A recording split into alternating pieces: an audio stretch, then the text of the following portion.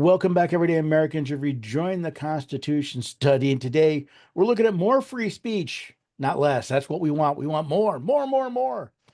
As promised, joining me today is Nathan Honeycutt with the Foundations for Individual Rights and Expression. He's been here before. We've had other members of FIRE here. I like what they do because they're all about free speech. So, Nathan, welcome back to the Constitution study. Hi, Paul. Thanks for having me today. So, tell us a little bit about yourself and FIRE, and then we'll get into the question I want to talk about. Sure. Yes, I'm a research fellow, manager polling and analytics over at FIRE. FIRE is a national free speech organization. So we used to be uh, kind of very, very keenly attuned to free speech issues in higher ed, so helping students and faculty coming under fire for their speech. But a few years ago, we broadened our mission because free speech, it's uniquely important and critical in higher ed, but it's a right that every American has. And we think that every American has the right to speak their mind. So we're now fighting daily for students and faculty in particular, but any and all Americans who are punished for their expression. And that's why we like you here at the Constitution Study. We all believe in free speech, and more free speech is better. That's right. Recently, FIRE released another of your surveys, and the survey is titled "Sanctioned Scholars: The Price of Speaking Freely in Today's Academia." Just to make sure, because words have meanings. When you're Mhm. referring to a scholar, who are you referring to? Yeah, we use the term scholar. So the survey that we'll be talking about, it's linked very closely to a database FIRE maintains called the Scholars Under Fire database. And so we use that broadly because most scholars in higher ed are faculty, so professors, and it could be teaching professors or research professors, but it's a bit broader than that because scholars and people kind of active and engaging in scholarship within an academic domain could also be graduate students. They could be postdocs. They could be different research fellows or visiting scholars, different things like that, and maybe even physicians at a university or legal scholars or researchers. So the umbrella is much broader, and so that's why we use that term specifically. Okay, so we're dealing with colleges and universities, and we're not talking about the students so much, but those in leadership and in instruction, teachers, professors, researchers, people that have been far along in the process. Mm-hmm. Now some of these numbers floored me. Um, when you looked at they were targeted scholars. 94% of the people that responded reported some sort of negative impact for speaking out on something. Yeah. Unfold that a little. 94 is a pretty significant percentage. Yeah, that's essentially almost all the people that got back to us in the survey saying like, yeah, I experienced some pretty negative and unpleasant things because of my speech. So these scholars, I don't think any single one of them has the same experience as another scholar. Some of them were targeted for speech related to COVID, others for race issues or gender issues, just all sorts of different things. But kind of the universal experience that they all had is that it was just terrible, that they were singled out because of expression that otherwise should have been protected. Maybe it's something they said in the class or something they said in a social media post or in an article they wrote or an interview they gave, something like that. And then they were targeted somehow. So people more or less got mad or offended or upset and like, all right, well, it's not that we're going to use our own speech to criticize you or to say that we think you're wrong. We're going to try to get you in trouble. We're going to try to get you punished or fired, maybe. And many of these scholars that we surveyed were ultimately fired. But yeah, 94% negative harms, I mean, reputational damage, PTSD. Some were some were terminated. They lost colleagues, lost friends.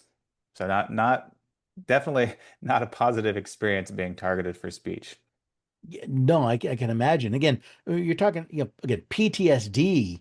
Hmm. You're talking serious emotional, and it wasn't simply for what they were doing on the job or in the university. They were being targeted for stuff that was their own private opinions expressed in public, right? In some cases, yeah. Yeah, sometimes it was because a professor was teaching a certain topic in class that students decided, this offends me. I'm going to try to get you in trouble because of it. But other times, yeah, it was just private, personal speech, and they happened to be a professor or a researcher at a university. So, like, oh, we know that you work there. We're going to try to jam you up now because we heard you say this. And not just the individual, the scholar, their families are getting caught up in this as well.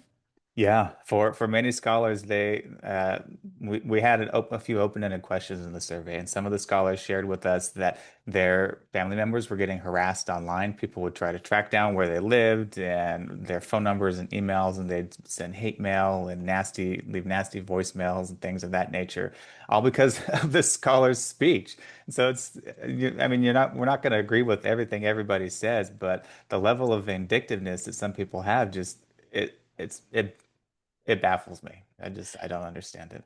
I see a lot of people, and interesting, I see a lot of people, even conservatives, that actually call for censorship until it's kind of exposed that you're trying Hmm. to silence an opinion you don't like, which is literally the wrong thing to do. We should want more. I love when people say the most, ridiculous and foolish things because it tells me about them. Yep. And, rather than looking at saying, yeah, you have the right to show me just how foolish you are. Um, but we don't want to. It's like we want our rights. We don't want other people to have theirs, which may lead to another point Mhm. that I noticed, and that is this idea of academic freedom. Hmm. We created they created this whole tenure system under the guise of, well, if you have tenure, you're protected. You can speak freely because you're not worried about your job. But apparently, Hmm. defending this academic freedom is, well, it's becoming as rare as a four-leaf clover. Yeah, in many situations it is becoming rare and fleeting. It's tricky because some of these scholars aren't tenured or tenure track faculty, so they don't enjoy the same protections that the tenure track faculty do. That said, if it's speech, it doesn't matter what your status should be. It should be protected. And the university should say like, well, we're not going to comment on the content of that, but this is a scholar's protected expression, so they can say whatever they want, and they're not going to be punished for it. But what's so interesting and also disheartening is even faculty with tenure, because I've done lots of other surveys with university faculty in general. Uh, Faculty with tenure are just as likely in most cases to self-censor as faculty without. So this protection that faculty are supposed to have, most faculty don't treat it as if it is protecting them or allowing them to speak more openly. And maybe it's because they've spent all their pre-tenure years zipping their mouth and then they get to tenure. It's like, oh, well, why should I do anything different? But I think in large part they don't, because the way the academy operates is a social reputational system. You get ahead, you get promoted, you get grants, you get your papers published by getting positive feedback and reviews from your peers. So if you're saying things your peers don't like, you're not going to be very successful in higher ed. And they can once you get tenure, they can jam you up with post-tenure review, deny sabbaticals, put you in a really lousy office, give you bad classes. So yeah, tenures should be doing more than it is, but unfortunately it's not. So the whole joke of, you have to do the wrong thing to get promoted to a point where you can do the right thing, never the second half never seems to happen. We Not, don't see this. yeah. And the other thing I think that was noticed in this is that it's not like this is an all-encompassing, you know, blanket on free speech. There's an ideological bent Mm. to the application of this censorship after the fact, this punishment for expressing ideas. Yeah, there is. What's unique about our Scholars Under Fire database, because I've dug into the ideology of these scholars a little bit, is that they've run across the spectrum. So we have a lot of liberals in there who've been targeted for their speech, a lot of conservatives, a lot of people who aren't political. But then what was interesting with this survey is looking at how, depending on the ideology of the scholar, how it affected them. And when it comes to the negative effects, like it was identical regardless of ideology.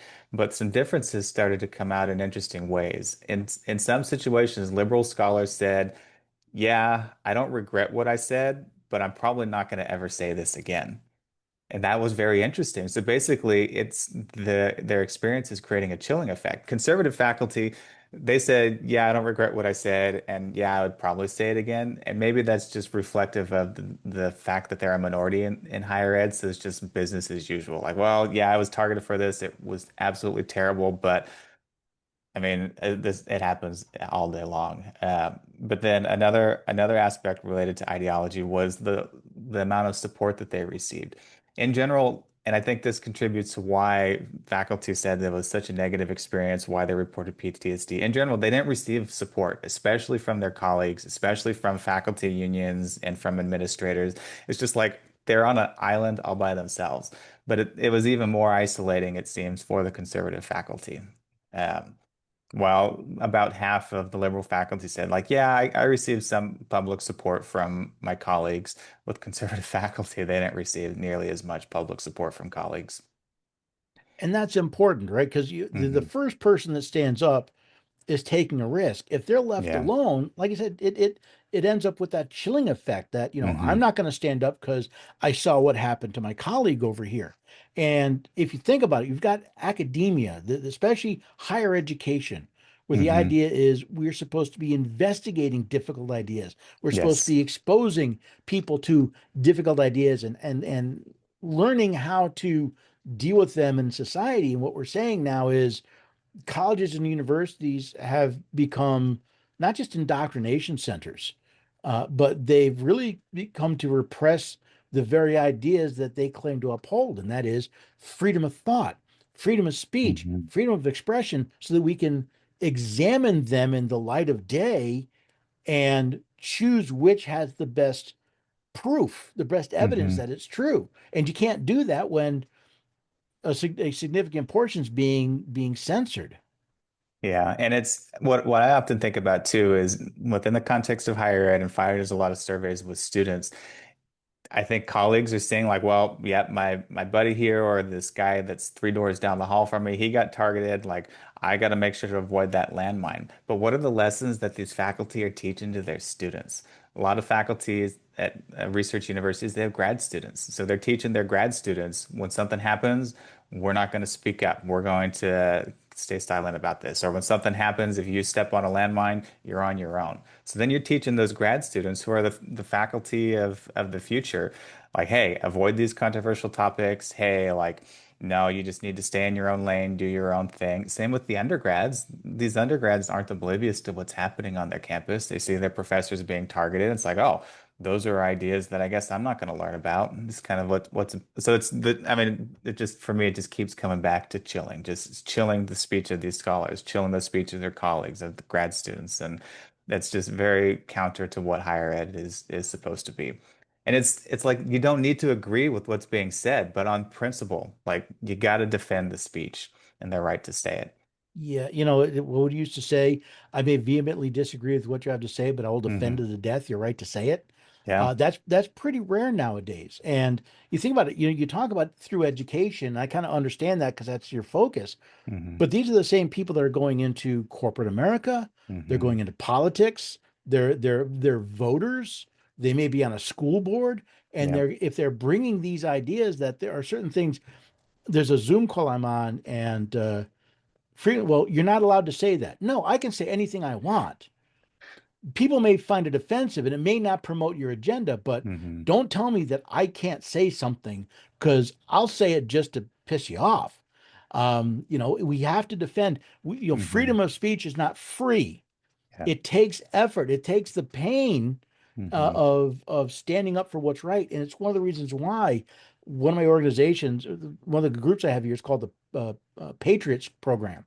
Hmm. And one of the goals of that is to find people that will run to the problem, Hmm. that will stand up and stand with those people and give them the tools and experience.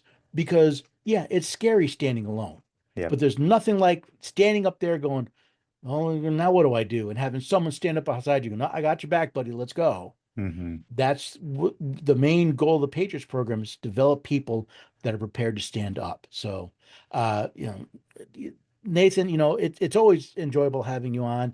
I love what Fire's doing. I love being engaged, and I love, you always bring us some good information. If people want to find out more about you and the work you're doing at Fire, where should they go? Yeah. Well, thank you, Paul. You can visit our website. It's www.thefire.org. And this report that we've been talking about today is just the short name is Sanctioned Scholars. If you search that up, you can find it really easy online. But and really enjoyed being here. Thanks for the work you're doing and for letting us talk about these data that we have. Yeah, freedom of speech will only exist as long as we fight for it. That's And as right. soon as we stop fighting for it, it'll disappear, and then we'll wonder what happened to it. So Uh-huh. again, Nathan, thank you for all the work. I hope you'll come back with the next survey or bulletin or great piece of information. Yeah, would love to come back. Thanks, Paul.